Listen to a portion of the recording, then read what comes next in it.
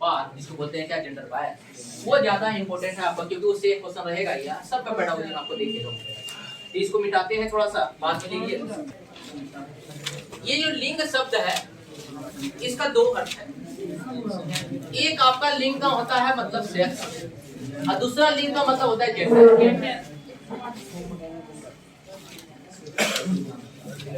अल्लाह नहीं करो, एक लिंग मतलब क्या होता है सेक्स, और दूसरा लिंग मतलब क्या होता है जेंडर। लेकिन ये लिंग का मतलब क्या है, दोनों एक ही चीज मिलेगा, तो इंग्लिश में दोनों का फर्क पड़ेगा। नहीं तो अगर हिंदी का ही क्वेश्चन है तो उसमें आपको जेंडर लिख दिया जाएगा, ठीक है ना। और खासकर अगर सीडीपी में पूछेगा तो लिंग मतलब होता है जेंडर, क्लियर है। तो लैंगिक पक्षपात समझने के पहले लिंग को समझो। तो लिंग मतलब क्या होता है कि सेक्स मतलब होता है कि जो बाय बर्थ है, क्या है बाय बर्थ, मतलब कि जन्म से जो है हम लोग, तो बाय बर्थ लड़का या लड़की, लड़का या लड़की वो हुआ आपका सेक्स।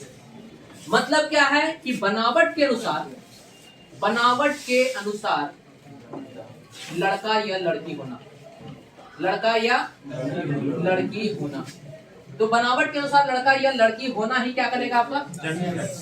लेकिन यहाँ पे बाय बर्थ नहीं है, यहाँ पे क्या है समाज के अनुसार, समाज के अनुसार, मतलब समाज के अनुसार। यहाँ देखो भगवान के अनुसार है, क्योंकि बाय बर्थ मतलब क्या जैविक है, ये आपका क्या है कि जैविक है, जैविक है मतलब जन्म से, और ये आपका सामाजिक है, ये आपका क्या है सामाजिक है।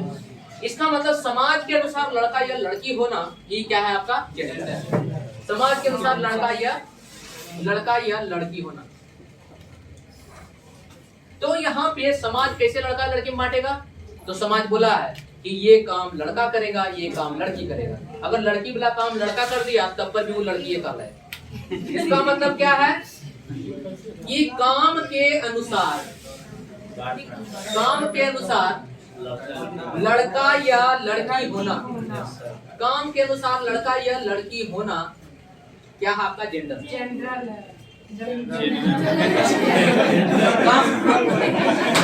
काम के अनुसार लड़का या लड़की होना क्या होगा आपका। जैसे आपको बता दिया गया, सुनो यार, जैसे आपको बता दिया समाज ने बोला क्या बोला कि अगर कोई लड़की है तो लड़की का काम है खाना बनाना, क्लियर है।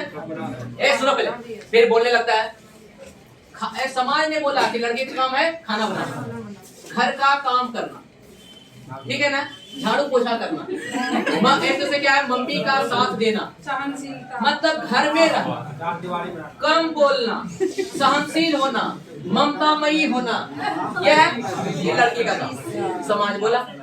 लेकिन समाज यही बोला कि लड़का का काम है क्या। अब यहाँ पे लड़की में एक ये भी लिख दो रोना, ठीक है। और यहाँ सुनो, अब यहाँ पे लड़का में एग्जांपल देगा ताकि समझ पाओ। लड़का में बोला क्या, साइकिल चलाना, साइकिल चलाना, घर के बाहर का काम करना, पापा के साथ बाहर का जाना, एक तो से क्या है क्रिकेट खेलना, खेल के मैदान में जाना, मतलब बाहर का जितना भी काम होगा सब लड़का। सुना है कठोर भी ज्यादा बोलने वाला भी है ना, ये लड़का। समाज सुनो, समाज बोला कि ये जो काम करेगा उसको लड़की बोलेगी, ये जो काम करेगा उसको लड़का बोलेगा। तो अब देखो सोहन, नाम तो आया था वहाँ सोहन है, उसको रोहन ले लेते हैं। रोहन के पापा रोहन को बोलते हैं, चोट लग जाता है तो रोहन के पापा रोहन को बोलते हैं कि तुम लड़कियों की तरह क्यों रो रहे हो। इस शब्द में लड़की और रोना दो शब्द आया, इसके पापा दर्शाने की कोशिश कर रहे हैं। इसका मतलब उसके पापा मानते हैं कि लड़की जो है रोने का काम करती है, और लड़का अगर रो दिया इसका मतलब क्या, लड़का कमजोर है। इसका मतलब क्या है, जैविक पक्षपात में लड़की को कमजोर होना है, क्या है और लड़का को। देखो एक और समाज बोला, इसका मतलब क्या कि लड़का अगर रो दिया तो तुम कमजोर हो गए, और लड़की अगर रो दिया तो तुम सही काम। तो इसका मतलब क्या है कि समाज ये सब बांटा हुआ है, ये सब समाज जब बांटा है इसका मतलब समाज में भेदभाव होगा। और इसी कारण जो है जब दो वर्गों में भेद हो जाए, लड़का और लड़की में भेद हो जाए, उसको बोलते हैं कि लैंगिक भेदभाव। उसको क्या बोलते हैं, तो कैसे भेदभाव होगा, जब इसका काम ये करने लगे और इसका काम ये करने लगे, इसका मतलब भेदभाव दिखेगा कि नहीं। इसका मतलब समाज जो है लड़का और लड़की के लिए अलग अलग काम बना दिया है, इसको बोलते हैं भेदभाव। देखो यहाँ पे इसको बोलते हैं क्या, जेंडर बायस। क्या बोलते हैं? जेंडर बायस, लैंगिक भेदभाव। लैंगिक भेदभाव, लैंगिक भेदभाव मतलब क्या है?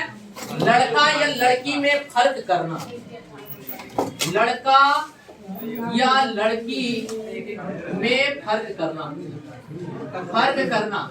इसका मतलब है क्या? ये सुनो, हल्ला नहीं करो। लड़का या लड़की में फर्क करना, इसका मतलब कि काम के अनुसार किसी एक को बढ़ावा दे देना और दूसरे को कम कर देना, इसी को बोलते हैं। मान लो कि हमने लड़का से क्वेश्चन पूछा, क्वेश्चन में 5 मिनट टाइम दिया, और लड़की से क्वेश्चन पूछा तो उसको 2 मिनट टाइम दिया, भेदभाव हो गया। इसका मतलब लैंगिक पक्षपात हो गया, क्योंकि वहाँ 2 लिंग आ गए बात। इसका मतलब लड़का या लड़की में फर्क करना ही लैंगिक पक्षपात है। 3 सब पक्षपात को बढ़ावा कौन देता है उसके बारे में अलग अलग पॉइंट। तो ये सब पक्षपात को जन्म कौन देगा वो समझिए। एक तो सबसे पहले होता है रूढ़िवादिता, लैंगिक रूढ़िवादिता, लैंगिक रूढ़िवादिता, लैंगिक जिसको बोलते हैं कि जेंडर स्टीरियोटाइप। क्या बोलते हैं हमको? Gender stereotype, stereotype. इसका मतलब कि बालक में जेंडर मतलब कि पहले से ही लैंगिक पूर्वाग्रह या एक तो से क्या है, रूढ़िवादिता, इसको पूर्वाग्रह भी बोलते हैं। पूर्वाग्रह, पूर्वाग्रह मतलब क्या? पूर्व से आग्रह। इसका मतलब बच्चे के मन में अभी हकीकत को देखा नहीं है, लेकिन पहले के सोच के अनुसार बालक अभी निर्णय ले लिया, उसको बोलते हैं पूर्वाग्रह। तो बताओ पहले सोचेगा कैसे? जब समाज में ये चीज बटा हुआ है तो हमने दिमाग में यही ना होगा कि लड़की रोने का काम करती है, लड़का जैसे रोया हमने दिमाग में आया, अरे क्या रो रहे, रोने का काम तो लड़की का है। इसका मतलब हमने दिमाग में पहले से जो हम तुरंत जोड़ दिए रोने का शब्द लड़की से। इसका मतलब क्या? पूर्व के सोच के अनुसार बिना हकीकत को जाने जब कोई चीज का हमने निर्णय ले लेता है तो उसको बोलते हैं कि लैंगिक रूढ़िवादिता, ये लैंगिक पूर्वाग्रह। इसका मतलब पूर्व के ज्ञान के अनुसार निर्णय लेना। क्लियर है? इसी में आपका क्या है, लैंगिक पूर्वाग्रह के बाद मतलब ये एक तो से क्या जेंडर बायस को बढ़ावा देगा कि नहीं, भेदभाव करवाएगा। इसी में होता है क्या, जैसे मान लो कि गरीब और अमीर, गरीब और अमीर, गरीब और अमीर, गरीब और अमीर बताइए क्या है, लैंगिक पूर्वाग्रह को बढ़ावा देगा? नहीं, लैंगिक पक्षपात को बढ़ावा देगा? ये देगा। क्योंकि गरीब के बच्चे को मान लो कि गरीब के बच्चे में कोई शादीशुदा अगर लड़की मतलब कि शादी करने लायक हो गया तो समझता है कि पैसा जो पढ़ाने के लिए है उससे बढ़िया है कि पैसा को रख लो और शादी में दे देंगे दहेज के तौर पे, वो लड़की के लिए। और लेकिन लड़का के लिए क्या है, लड़का मेरा बेटा है, एक तो से क्या है, बुढ़ापे का पैर का सहारा है, इसलिए उसको पढ़ाओ, क्योंकि वो नहीं रहेगा हम नहीं रहेंगे, इसलिए सारा पैसा कहाँ खर्चा कर दिया, वो लड़का में। तो गरीब होना भी एक तो से क्या, अमीर होना भी लैंगिक पक्षपात को जन्म दे रहा है कि नहीं। अगला क्या है कि संस्कृति, आपका संस्कृति भी लैंगिक पक्षपात को बढ़ावा देता है। जैसे मान लो हिंदू धर्म में कि अगर कोई लेडीज है तो लेडीज अगर मान लो कि जींस पहन ली, अभी ना नॉर्मल हो गया, लेकिन जींस पहन लिया हंगामा हो गया। इसका मतलब यहाँ पे संस्कृति बोल रहा है क्या कि अगर कोई लेडीज है तो घर का काम करेगी और कोई जेंट्स है तो बाहर का काम करेगी। लेकिन सबसे पहले क्या संस्कृति भी एक तरह से लैंगिक भेदभाव को बढ़ावा दिया कि नहीं दिया? आपसे हम पूछते हैं कि सरकार लैंगिक पक्षपात को बढ़ावा दिया कि नहीं दिया? कैसे? आरक्षण के माध्यम से, एक तरह से क्या रिजर्वेशन के माध्यम से छूट दे रहा है। तो आरक्षण हो रहा है क्या कि आरक्षण ये बोल दिए हैं कि एक तो से जनरल को इतना %, ओबीसी को इतना %, SC ST को इतना। अगर आपको छूट ही देना था तो सबको 10% देते, सबको 10% देते, तब ना हम मानते हैं कि आपने भेदभाव नहीं किया, आपने भी भेदभाव कर दिया। इसका मतलब क्या कि लैंगिक पूर्वाग्रह को बढ़ावा दिया। इसका मतलब क्या, इन चीजों को पहले समझो कि लैंगिक पूर्वाग्रह ये लैंगिक पक्षपात है। पहले कोई चीज है तभी उस समस्या का समाधान करेंगे।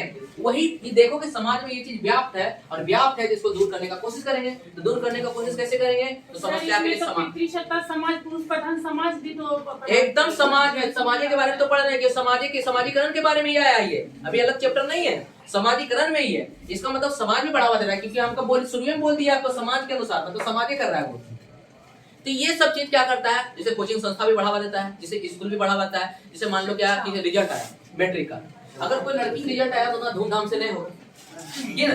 अब कोई लड़का का रिजल्ट आया तो एकदम जूम करके फोटो लगाएगा, देख लिया हीरो बन गया है। इसका मतलब क्या, लड़का और लड़की का रिजल्ट आने में भी भेदभाव है। इसका मतलब क्या है कि लैंगिक पक्षपात जो है शिक्षण संस्था भी देता है, टीचर भी कर रहा है स्कूल में।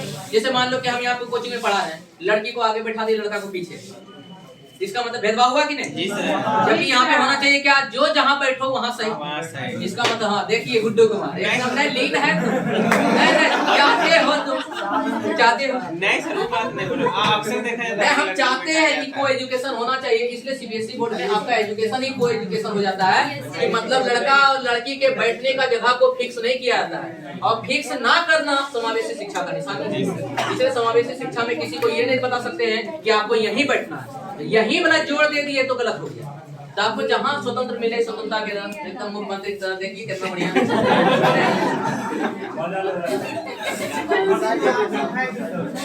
लिखना है नहीं।